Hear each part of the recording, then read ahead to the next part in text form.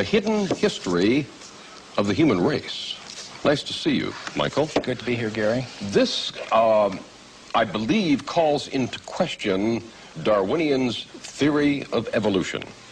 Is that correct? Yes, Gary. Essentially, that theory says that human beings like us have been around for about 100,000 years. And before that, you would have had only ape-man-like creatures. Before that, apes and monkeys.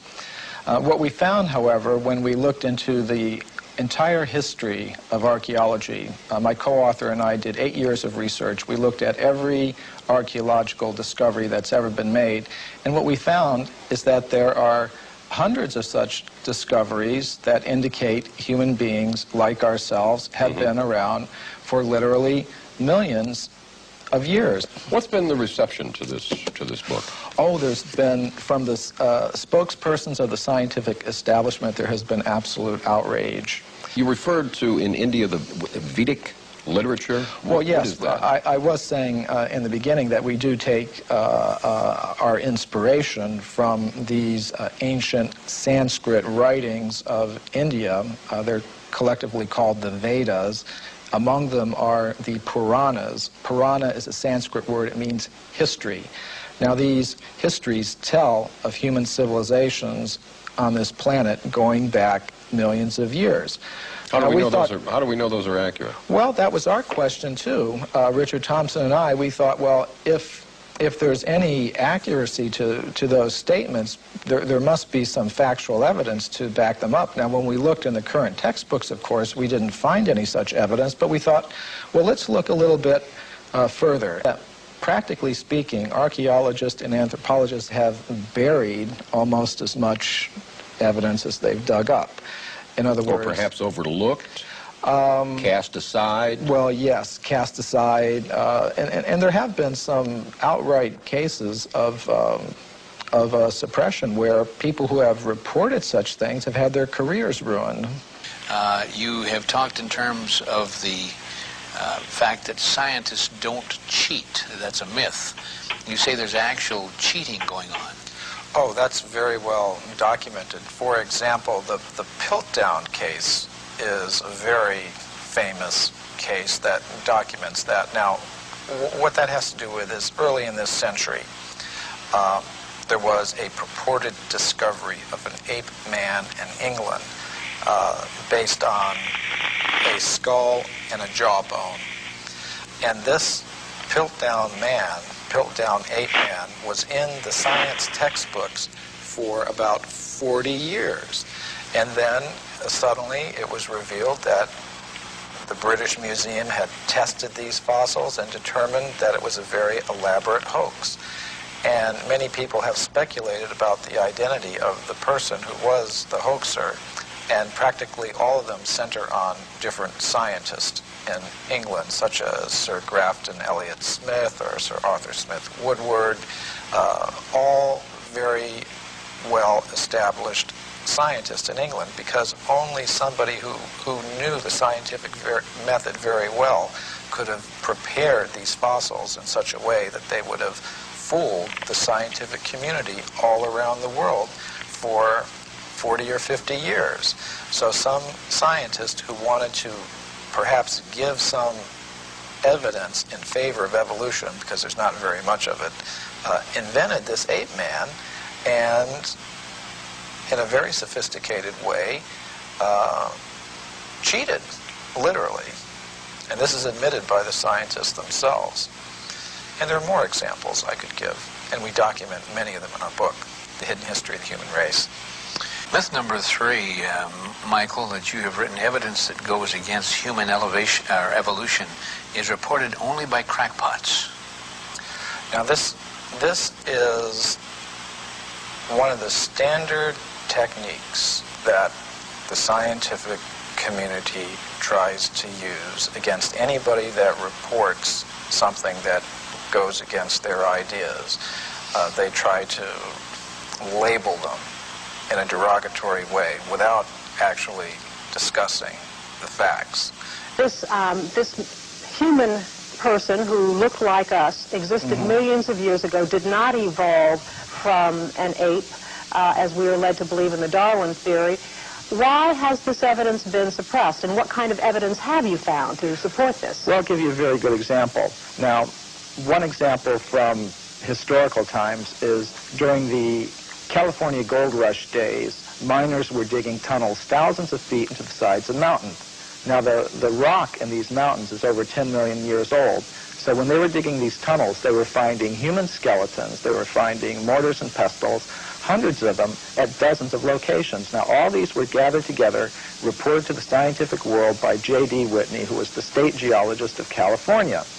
And he published a massive book about them by Harvard University. Harvard University was the publisher. Now, what happened to these artifacts? Why aren't they on display in museums? Why aren't our children taught about them in schools? There was a very powerful anthropologist at the Smithsonian Institution named William H. Holmes. And he said to Whitney, you, Dr. Whitney, if you had understood the theory of human evolution as we understand it today, you would have hesitated to announce your conclusion, namely that human beings existed millions of years ago, despite the imposing array of facts with which you were confronted. In other words, simply because the facts didn't fit the theory, the facts had to go, and so did Professor Whitney. What possible advantage would there be in that? Well, power, prestige, money, there's a lot riding on it. If even one of the hundreds of cases that we document in the hidden history of the human race were found to be true, accepted, that would mean that everything we've been told about human origins and antiquity for the past 150 years is simply not true. And I don't think that the current establishment is ready to admit that. How long ago do you think that this evidence was suppressed? I mean, is this something that's been going on for years and years? Yes, this has been going on for about 150 years. Well, gee, don't we have all these machines now that can look at the footprints or the bones or whatever, and that will just tell us how old it is? Oh, this is a very common perception. We have such faith in technology and those who employ it that when we hear about things like carbon-14 testing or potassium-argon testing, we think it really is a very simple process, almost like you pop something in the microwave and boom, it comes out. It's not like that at all. These are very complicated procedures. What I found in practice is that scientists may run several tests on the same piece of bone. Some of the ages will be very great, some very small, and they will tend to pick the date to publish in their scientific literature that most fits the idea that they start out with about how old the fossil should be. Now that often happens. We've placed spokespersons from the scientific community on a little bit of a pedestal, and we may need to give them the same sort of treatment that we would give to spokespersons from other groups in society. I'm here, and doggone it, I want to get the information out. I want to get at the truth. I guess that's what it is. Why does Dr. Steen McIntyre feel the need to protect her artifacts from her more mainstream colleagues? Why are contradictory findings being met with contempt instead of excitement? Some researchers charge it's because these new findings would turn modern anthropology on its head. This is actually the subject of a presentation I shall be making in New Delhi to the World Archaeological Congress called Puranic Time and the Archaeological Record. And the concept of time that you do find in the Puranas is, in fact, cyclical. Now, what might one predict from that?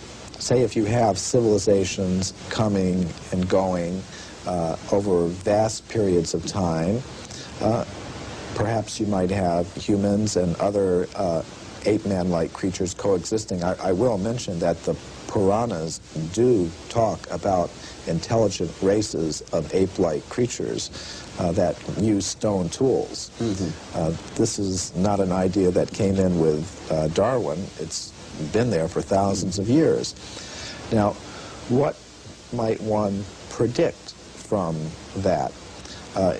if you were to predict what archaeologists might find, you would say, well, they would tend to find a very bewildering mixture of anatomically modern human fossils, ape-man-like fossils, crude stone tools, articles indicative of a higher level of culture, all sort of mixed up and going back. I think you might also predict that given the biases of investigators towards a linear progressive idea of time, with things beginning in a very simple state and progressing in a linear fashion to a more advanced state, that they might edit that record to conform to their linear progressive biases.